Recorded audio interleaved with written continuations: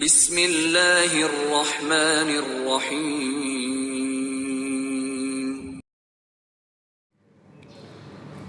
Bismillahirrahmanirrahim.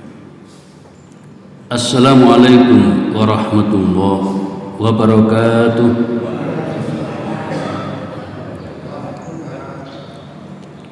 Alhamdulillahi rabbil alamin, wa bihi nasta'inu ala umurid dunya waddin.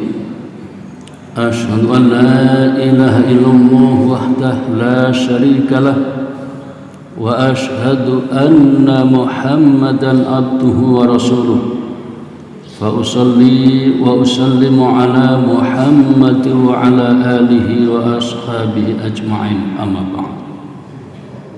Faqala ta'ala fi kitabihil karim, a'udzu billahi minasyaitonir rajim, bismillahirrahmanirrahim. Inna a'tainakal kautsar fasalli li rabbika wanhar, inna syani'aka huwal abtar. Shadaqallahul azim. Para jamaah, Bapak Ibu yang saya hormati, pagi ini kita bahas tentang ibadah kurban. Mungkin saya akan menyampaikan sekitar 20 menit. Selanjutnya nanti bisa dialog yang agak panjang. Para jamaah, ibadah kurban ini adalah dalam rangka untuk mendekatkan diri kepada Allah.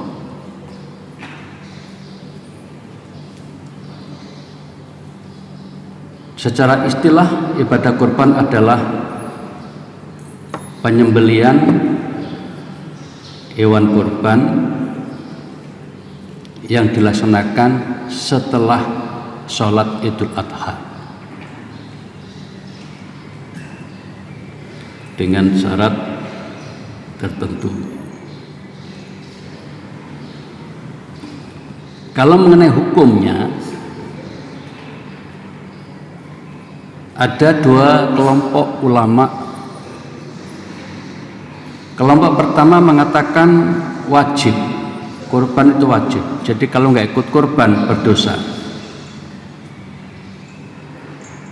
Sementara kelompok yang lain mengatakan sunnah muakkadah, sangat ditekankan. Mungkin dalam bahasa Indonesia itu diharuskan.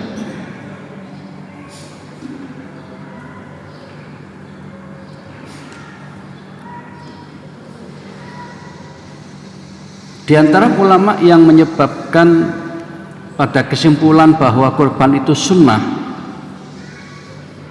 di antaranya dari hadis ini, idza tahal ashru, ini sabda Nabi, apabila masuk 10 hari di awal Dzulhijjah,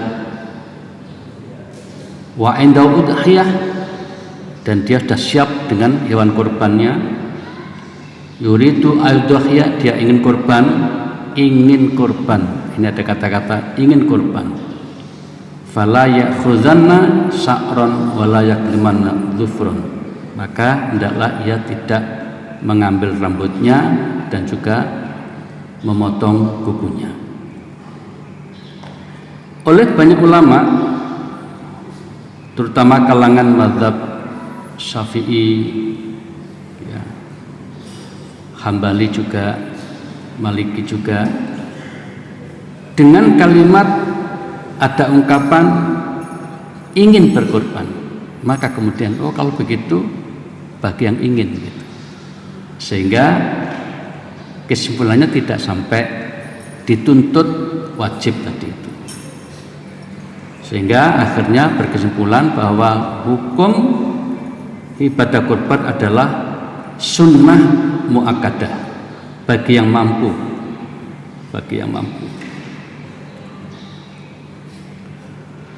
Pengertian mampu ini para jamaah, umumnya ulama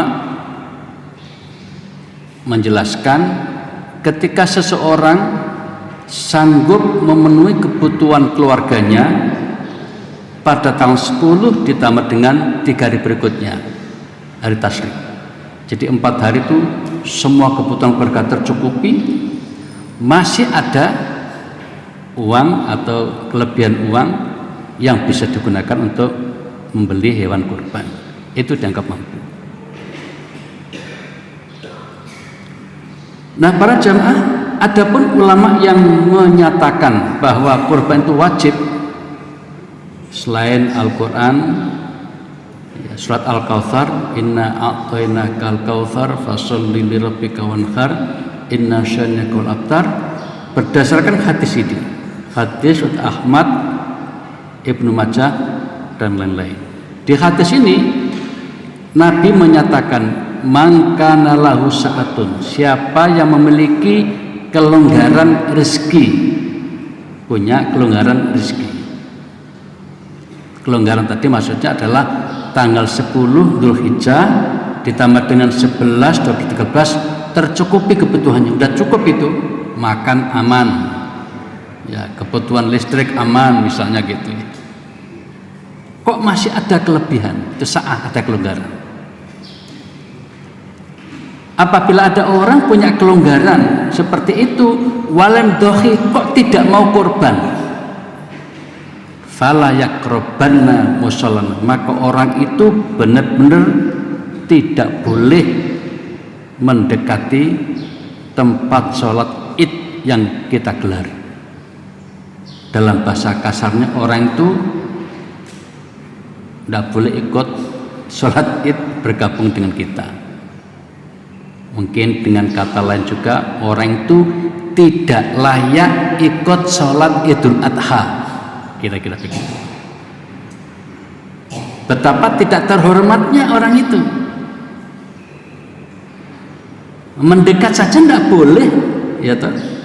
Mendekat saja tidak boleh, apalagi bergabung.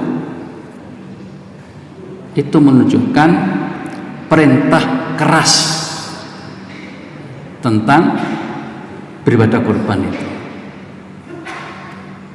Nah, karena itu maka para jamaah, ya, wajar kalau kemudian kelompok ulama ini yang dipelopor oleh Imam Hanafi menyatakan wajib kurban itu, bukan hanya sunnah. Memang kalau kita membaca sejarah, Nabi itu selalu kurban setiap tahun. Para sahabat umumnya yang memang berkemampuan korban setiap tahun. Hanya persoalannya kan selalu dilakukan itu tidak selalu bernilai berhukum wajib. Seperti sholat Idul Adha, Idul Fitri, itu bagi kebanyakan ulama hukumnya sunnah muakkadah. Tapi lagi-lagi Imam Hanafi atau mazhab Hanafi wajib. Di antara alasannya adalah karena selalu dilakukan oleh Nabi dan sahabat. Kita termasuk yang mengikuti pendapat sunnah muakkadah.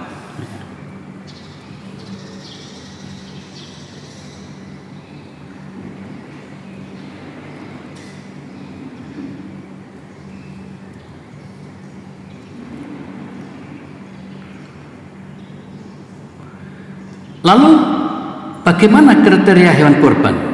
Hewan seperti apa yang boleh dikurbankan? Pertama, jenisnya, jenis unta.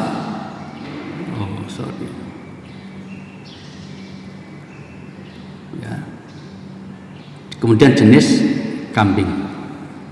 Unta dengan berbagai tipenya, sapi juga dengan berbagai tipenya, kambing. Pokoknya 3 ini. Kerbau dianggap termasuk sapi, jadi dibolehkan. Tarjih Muhammadiyah membolehkan korban pakai apa? Kerbau. Tapi angel golek kerbau sekarang ya. Jarang ada. Karena itu saya ya tidak pernah lihat ada jualan hewan korban kok kerbau itu gitu. Tapi di kawasan tertentu mungkin di sana lebih banyak kerbau ketimbang sapi. Nah, seperti itu mereka boleh berkorban menggunakan hewan yang namanya kerbau tadi. Dari 3 hewan ini para jemaah harus memiliki syarat tertentu. Nah ini ya. Yang pertama, tidak boleh ada yang buta, walaupun satu saja yang buta tidak boleh. Jadi kalau kita datang ke tempat jualan hewan itu kok lihat, wah ini ada yang buta, ini mungkin lebih murah, ini aja lah gitu, tidak boleh. Yang kedua, sakit yang jelas sakitnya. Jadi yang jelas sakitnya itu mungkin berdiri ada kesulitan, terus gereng-gerengai gitu. Itu yang jelas sakitnya tidak boleh. Tapi kalau sakit sedikit masih memungkinkan. Pincang yang nyata-nyata pincangnya. Jadi sejak awal kita lihat dia pincang, tidak boleh. Tapi kalau kita membawa dia di truk, kemudian diturunkan, jatuh, pincang, tidak apa-apa itu. Itu nggak berpengaruh, karena itu kan hanya ada insiden aja. Tapi kalau mau diganti boleh juga sih. Kan mungkin ada asuransi ya. Nanti kalau hewannya berbeda dengan ketika di sananya akan diganti, ya boleh, lebih bagus ya. Dan yang keempat, kurus yang tidak berlemak. Nah ini kadang-kadang memang dilihat dari harga kan murah banget.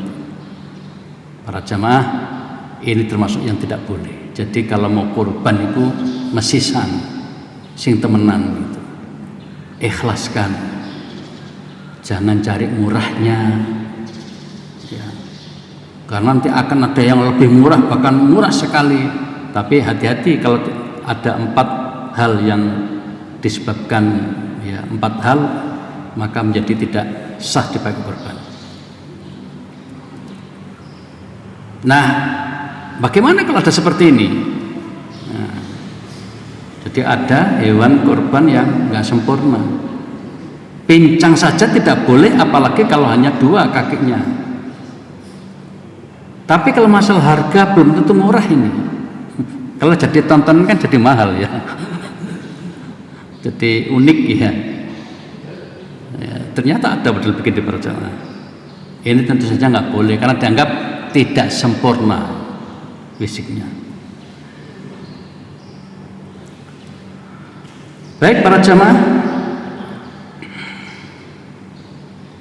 tentang usia, tapi tidak tahu kita kalau tidak ikut memelihara ya.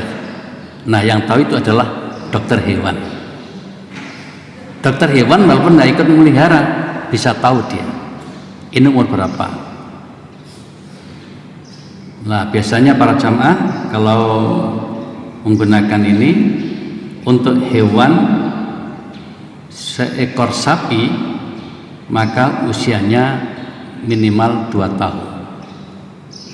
Untuk kambing bisa 1 tahun.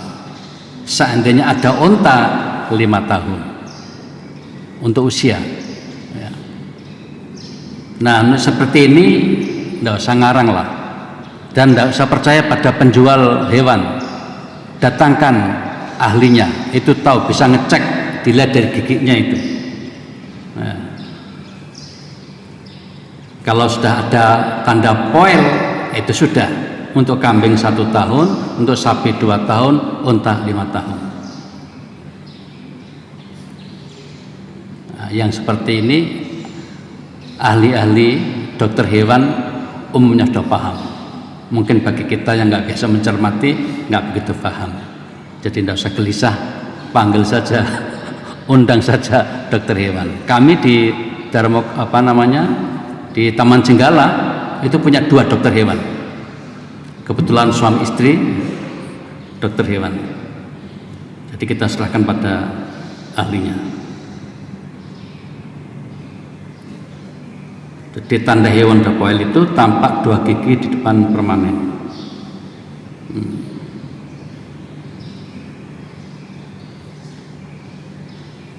Kemudian para jamaah selalu saja rame masalah kurban dengan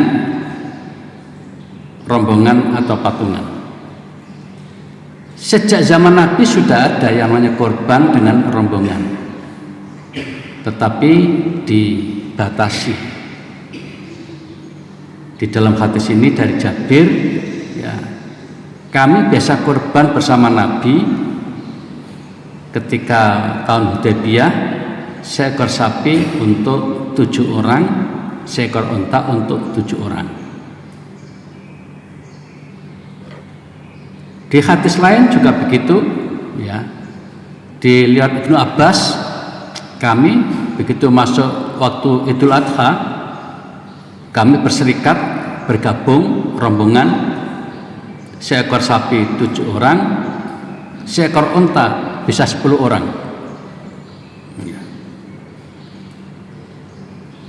Nah, para jamaah, yang terlihat dalam gambar ini adalah hewan-hewan yang super, ya.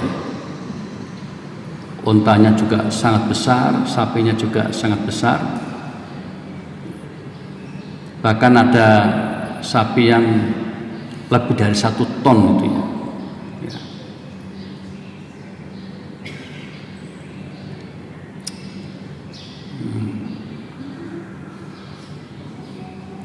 Nah, hadis yang ini, yang tampak ini adalah menunjukkan bahwa pada saat tiba hari Nahr Idul Adha, maka kami menyembelih seekor sapi yang bawah itu al-baqarah an sabatin untuk 7 orang, wal ba'ir unta yang gede an asrotin 10 orang. Tapi dalam prakteknya, walaupun unta itu besar, ya kebanyakan tetap untuk 7 orang dalam prakteknya. Di hadis ini memang ada peluang untuk unta besar itu bisa sampai 10 orang. Sedangkan untuk kambing itu tetap untuk 1 orang. Tapi walaupun untuk 1 orang, seekor kambing bisa atas nama pemimpin atau apa, ya, keluarganya, atas nama dia dan keluarganya. Jadi saya misalnya ada 6 orang, saya boleh berniat ini korban saya dan keluarga saya. Tapi kalau untuk yang lain di luar keluarga, tidak ada ceritanya untuk kambing.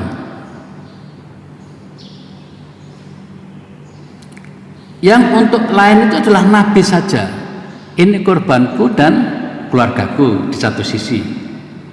Ini sudah banyak diikuti sahabat. Tapi yang kata Nabi, ini korbanku dan juga untuk umatku, itu tidak ada yang ngikuti Nabi. Para sahabat dari presiden pertama Abu Bakar, Umar, Utsman, Ali, dan sekian ratus khalifah berikutnya, nggak ada ceritanya ini korbanku dan wargaku senegeri ini, tidak ada. Hanya Nabi Muhammad SAW, ini korbanku dan umatku sing gak iso korban. Wa amman lam yudhi min ummati. Jadi dari sini ada ulama yang menyimpulkan kalau begitu ungkapan ini korbanku dan untuk umatku adalah kekhususan, ya, kekhususan Nabi.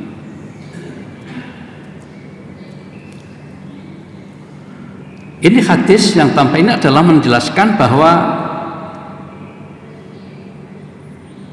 Atta bin Yasar bertanya pada Abu Ayyub Al-Ansari, bagaimana suasana kurban pada masa Nabi? Maka dijelaskan oleh Abu Ayyub bahwa pada masa Nabi ada orang yang berkurban seekor kambing atas nama dirinya dan keluarganya. Kemudian dagingnya dinikmati oleh keluarga itu, kemudian lainnya dibagikan kepada masyarakat sekitar, terutama fakir miskin.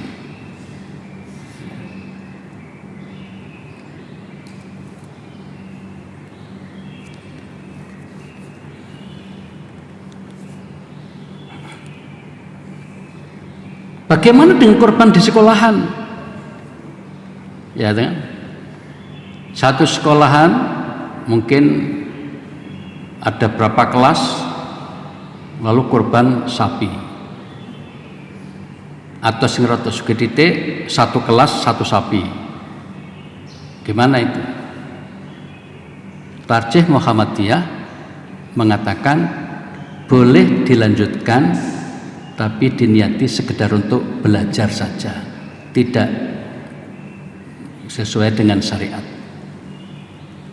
Di tarjih Muhammadiyah masih belum bisa membenarkan korban yang misalnya sapi kok untuk 10 orang, 20 orang, walaupun sapinya itu harganya 100 juta, tidak ada hubungannya dengan harga. Ini tarjih. Jadi kalau ada yang berpendapat itu boleh, itu pendapat pribadi, bukan pendapat tarjih Muhammadiyah. Tetap kita hormati.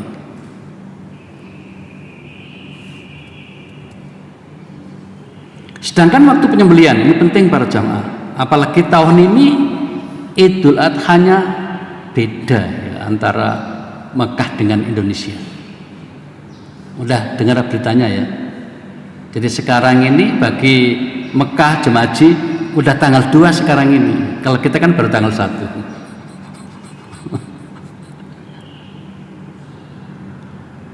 Nah, waktu penyembelihan adalah setelah selesai sholat id. Jadi kalau kita ini orang Indonesia yang rencananya kan tanggal 17 sholat idnya itu, sementara Arab kira-kira tanggal 16. Jangan mengatakan Arab ke sholat id tanggal 16 tak sembelih gitu. Tidak boleh.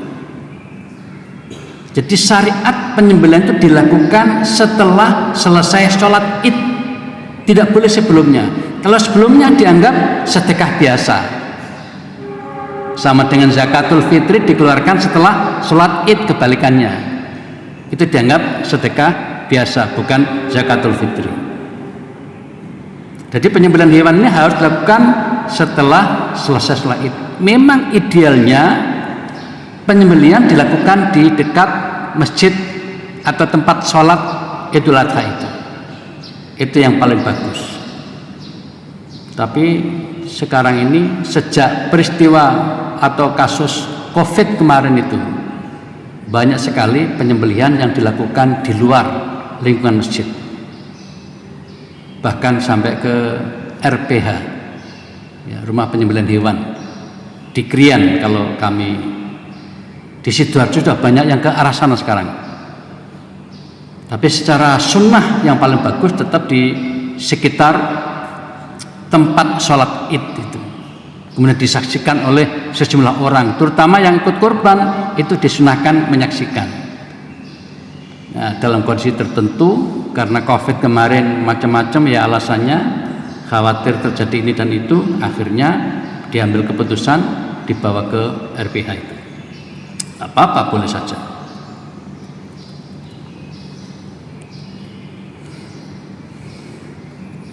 Nah, para jamaah, batas akhir penyembelihan adalah pada tanggal 13 hari tasyrik itu. Jadi mulai nanti tanggal 17 setelah sholat id, kemudian 18, 19, 20 berarti. Tapi yang terakhir itu asar, tidak boleh maghrib. Jadi paling lama itu asar. Boleh juga misalnya karena kondisi tertentu menyembelih malam hari juga boleh, tidak masalah. Asal lampunya cukup ya, penerangannya. Kemudian masalah mencukur rambut, memotong kuku para jamaah. Ini juga sampai sekarang ya di kalangan ulama tarjih ya orang per orang pendapatnya. Ada yang mengatakan yang dipotong itu hewannya, ada yang mengatakan yang dipotong itu milik orangnya yang berkorban. Yang berkorban itu dalam bahasa Arabnya sahibul kurban, yang berkorban. Ya sama sekarang tetap aja jalan masing-masing. Tapi para jamaah, kalau kita membaca kitab-kitab lama lebih dari 1000 tahun lalu, umumnya ulama itu memahami orangnya, bukan hewannya. Jadi ketika kita tadi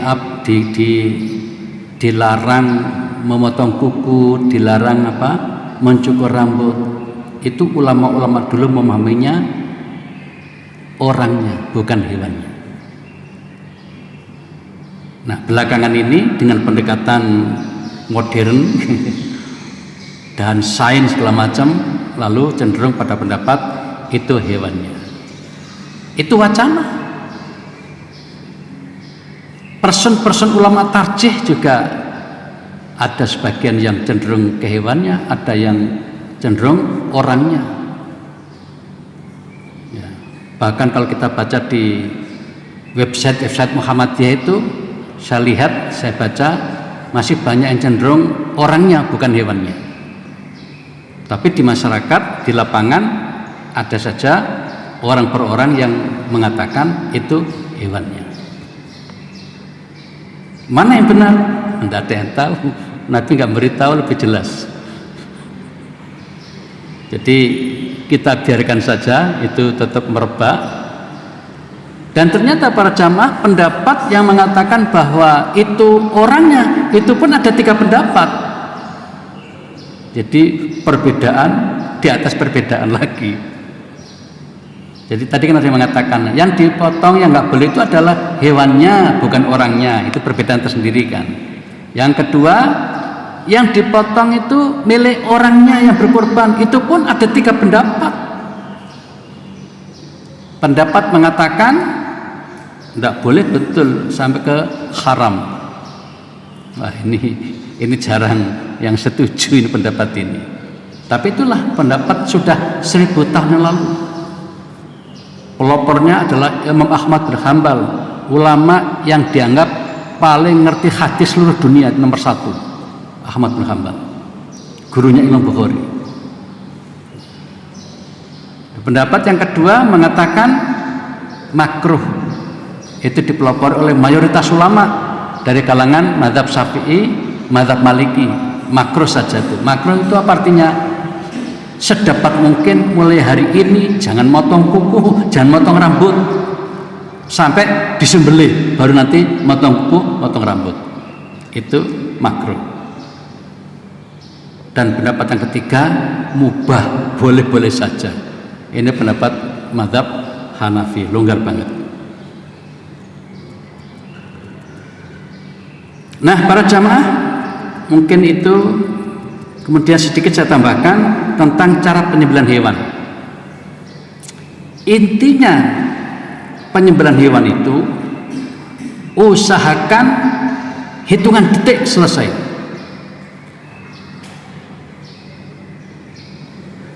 Apakah dari atas ke bawah atau dari bawah ke atas, itu teknis bebas. Yang penting jeros, sudah selesai, 1-2 detik. Jangan sampai kasihan dong. Itu namanya menyiksa hewan. Kalau nggak bisa menyembelih, jangan menyembelih. Silahkan pada yang ahlinya. Makanya selain disiapkan pisau yang tajam, panjang pendeknya mengikuti ukuran hewan yang disembelih, usahakan hitungan detik, sehingga nanti yang terpotong itu kerongkongan sama 2 urat leher di situ. Ya.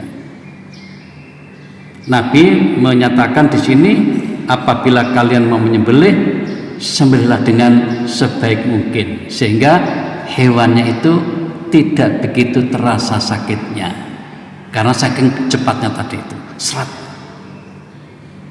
Itu ada yang dari bawah ke atas serat, jika bisa, ada yang dari atas bawah gitu aja.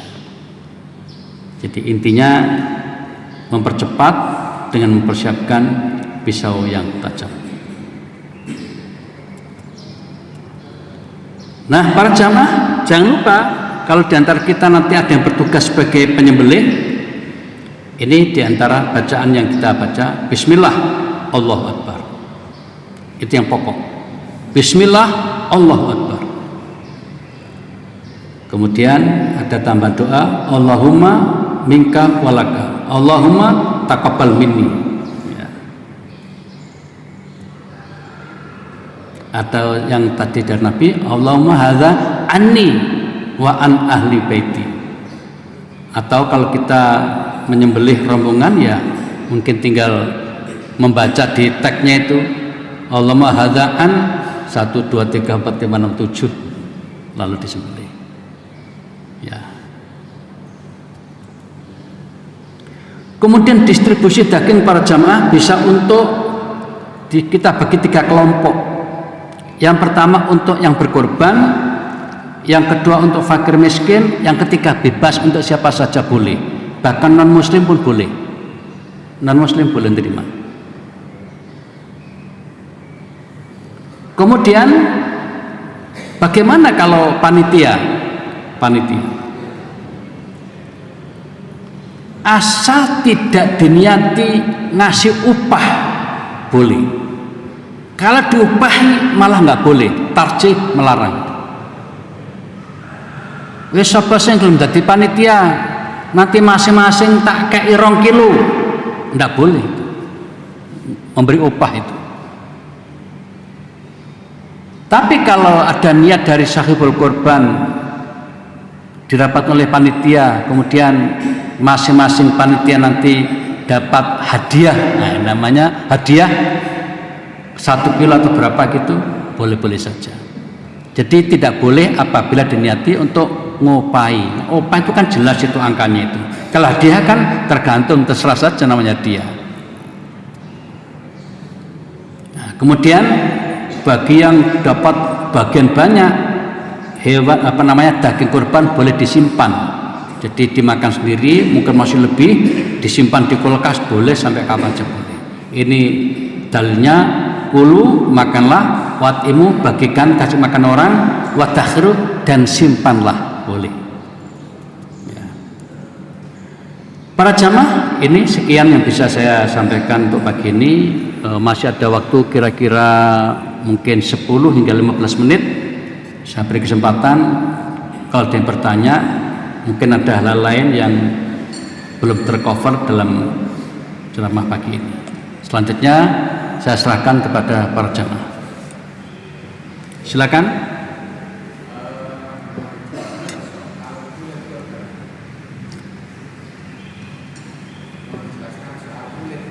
Oh iya iya.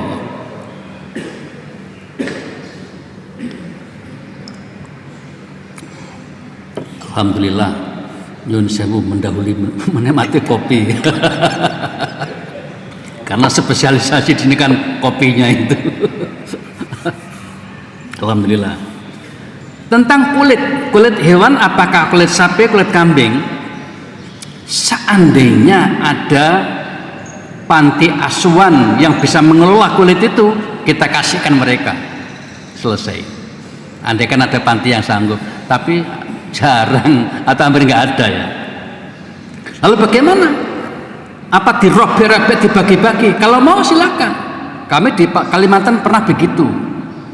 Jadi kulit sapi itu dirobek-robek, dibagi-bagi, masak kulit. Nah bagaimana kalau itu juga tidak ada? Di Sidoarjo, Surabaya mungkin tidak ada yang seperti itu. Tarjih Muhammadiyah membolehkan kulit dijual. Setelah dijual, dibelikan daging lagi, mungkin kambing atau apa, lalu dibagikan pada fakir miskin. Itu boleh. Karena ada hadis wastamtiu dan manfaatkan. Nah kata-kata manfaatkan ini luas. Pokoknya jangan sampai mubadzir. Kalau kulit dibiarkan kemudian disimpan oleh panitia, pada panitia tidak ngerti pengelolaan kulit, kan percuma, mubadzir. Lebih baik dijual, kemudian dibelikan mungkin kambing atau apa, lalu dibagikan pada fakir miskin. Pokoknya intinya tetap dibagikan kepada orang yang berhak menerimanya. Itu intinya masalah kulit. Ya, jadi dalam hal ini salah satu kelonggaran. dan terutama dipelopori oleh mazhab Hanafi dalam hal ini yang agak longgar tadi itu. Ya, saya dulu sempat lama itu mikir gimana ini. Ternyata ya, sudah 1000 tahun lalu lebih ya ada ulama yang ngasih solusi, karena tidak semua orang bisa memanfaatkan kulit. Nah, jangan sampai kulit ini dijual kemudian dikembalikan lagi kepada siapa yang korban, tidak boleh. Di hadis itu mengatakan jangan menjual kulitnya, termasuk dagingnya dan apa-apa yang ada di hewan itu, termasuk sungunya, tidak boleh dijual. Jadi sedapat mungkin semuanya dimanfaatkan. Kalau secara langsung tidak bisa, boleh dijual dulu, lalu dilupakan daging lagi, baru disebarkan atau dibagikan pada masyarakat. Itu dibolehkan. Baik, itu ada lagi yang lain? Silakan. Ya. Kulit ini dijual, nanti setelah dijual digunakan untuk keperluan masjid itu bisa. Sebagian membolehkan, tetapi sedapat mungkin jangan dulu untuk masjid lah. Ya. Sebagian ulama ada yang membolehkan dengan alasan dimanfaatkan tadi kan. Tetapi sedapat mungkin tetap dibagikan untuk kepentingan fakir miskin, diutamakan itu dulu. Kalau kita nggak menemukan lagi fakir miskin, nah itu mungkin baru bisa dimanfaatkan yang lain. Silakan, ada ibu-ibu.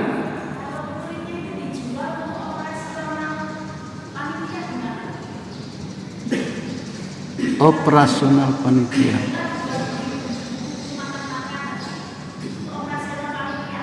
Oh iya, sedapat mungkin jangan. Panitia untuk zaman sekarang harus sudah mengalokasikan dana operasional di luar itu. Paling luas itu bisa mengatakan begini, untuk korban seekor sapi patungan masing-masing 3,5 juta. Di sini berapa Pak? 3 tok. Wah, hebat itu pandai mencari hewan itu. Baru saya dengar ini. Di mana-mana tidak ada itu 3 itu. Yang banyak itu 3,5, bahkan di Solatin itu 4 Pak. Dan itu jurang itu masing-masing 4. Mungkin rata gede sapinya ya. Kalau 3 berarti kan hanya 21 ya. Dapat sapi, mungkin sapinya sedingone bian-bian ngono. Kalau kami memang ada yang 3,2,5 atau berapa, itu Ramadan sudah lunas. Sehingga ada masa pemeliharaan sekian itu, pembesaran itu, sehingga agak sedikit murah. Tapi rata-rata saya keliling beberapa masjid itu kebanyakan 3,5. Oke lah, itu masalah teknis harga. Nah, umumnya para panitia sekarang itu sudah mencantumkan 3,5 juta termasuk operasional begitu. Nah, sehingga nanti harganya bisa dibuat sekian, selebihnya untuk kegiatan operasional itu.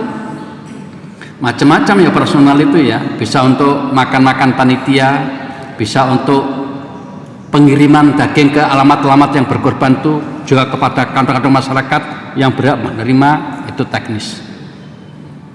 Jadi intinya panitia ketika sudah ditunjuk sedapat mungkin, ini zaman sekarang ya, mengalokasikan sekaligus untuk operasi, termasuk untuk upah jagal itu harus disiapkan. Dari dana itu Anda sebutkan ini termasuk dana personal. Jadi kalau misalnya 3,5 tadi ya, 3,5 juta per orang, bisa saja yang 250 per orang tadi itu untuk dana personal, sehingga sapinya mungkin 3 atau 3,2 atau berapa. Itu teknis, silakan diatur aja. Dengan demikian maka upah untuk jagal tadi tidak diambil dari hewan yang dikorbankan. Zaman dulu kan ada yang mengatakan begini, wes Pak jagal sampean kok tak kei kepalanya. Tidak boleh. Ngopai itu namanya ya. Nanti sampean tak opai kepala sapi ini untuk sampean penjagal. Kalau kambing engko sampean tak kei sampil siji misalnya. Tidak boleh ngekei dalam pengertian ngupain, tidak boleh. Tapi kalau ngekei dalam pengertian saya minta hadiahi, boleh. Hadiah boleh. Jadi ada 3 model sini. Ada yang sedekah, ya, ada hadiah, dan ada upah. Yang tidak boleh adalah upah dari hewan kurban, bukan dari biaya ya. Tadi kan biaya itu ya. Jadi kalau biaya luas sekali. Masing-masing orang urunan 3,5 juta, bisa saja yang kita belikan hanya 3 juta tadi itu, atau 3,2 misalnya. Berarti kan 300-nya bisa untuk operasional. Itu bebas untuk makan-makan panitia, untuk apa boleh. Seperti itu. Pokoknya usahakan ketika sudah kita beri kayak begini, udah jadi daging kayak begini, wes iki untuk jagale kita kasih, kita upahi 3 kilo misalnya, tidak boleh. Pokoknya memberi upah kepada jagal, termasuk juga kepada panitia, ngasih upah itu tidak boleh. Itu tarjih. Kalau ngasih upah kepada jagal tidak boleh, itu hadis. Kalau ngasih upah kepada panitia tidak boleh, itu tarjih. Karena zaman Nabi kan tidak ada panitia, sehingga nggak ada hadisnya. Jadi zaman Nabi tidak ada panitia, sehingga tidak ada hadis tentang panitia. Tapi ada isyarat hadis yang menjelaskan begini. Ali mengatakan, aku pernah diperintah oleh Nabi untuk membantu mengelola kurban beliau. Nah, kata-kata membantu mengelola ini dikembangkan maknanya. Wah, itu kan sama dengan panitia itu. Panitia dibentuk dalam rangka membantu dan memanage kegiatan korban Idul Adha itu. Sehingga secara umum dapat kita katakan boleh-boleh saja, bahkan bagus sekali ketika dibentuk panitia untuk memudahkan proses penyelenggaraan ibadah kurban. Silakan Bapak. Tetapi yang jadi panitia ini tidak boleh diopai. Wis sampeyan dadi panitia engko tak opai 2 kilo. Tidak boleh, jangan begitu ngomongnya. Nanti sampean dikasih hadiah. Nah, itu boleh.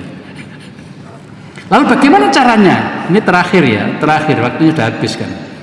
Caranya begini. Kalau misalnya 7 orang sapi, 7 orang ekor sapi.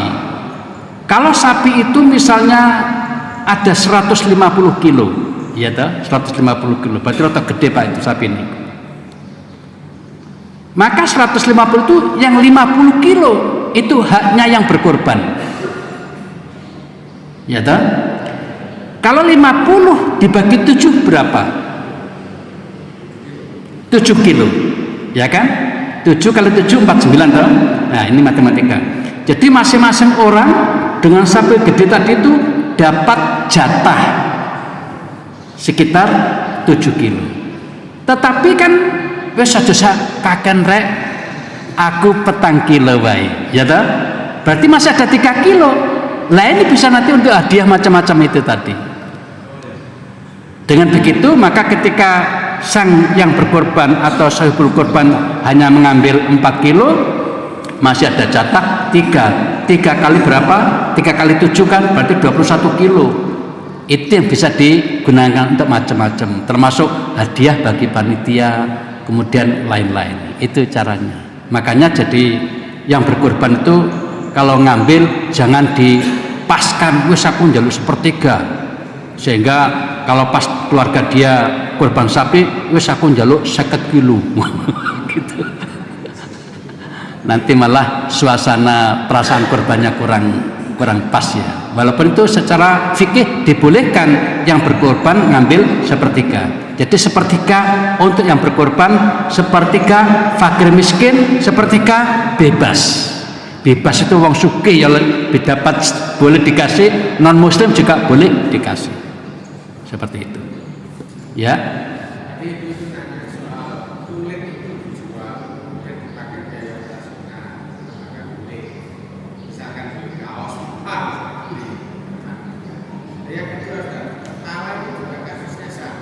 Apa?